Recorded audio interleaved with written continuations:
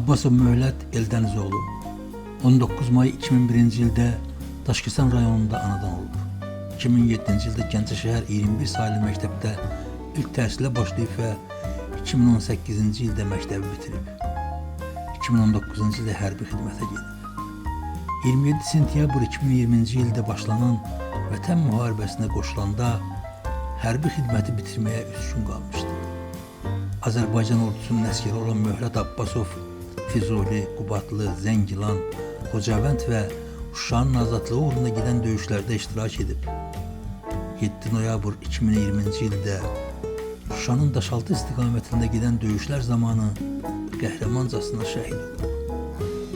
Füzulinin azad olmasına görə, Xocavəndin azad olunmasına görə cəsur döyüşçü və Vətən uğrunda medalları ilə təltif edilib. Daşkəsən rayonunun Şəhidlər Xiyabanında dəfn olunub. Məkanı cənnət olsun şəhidimizin.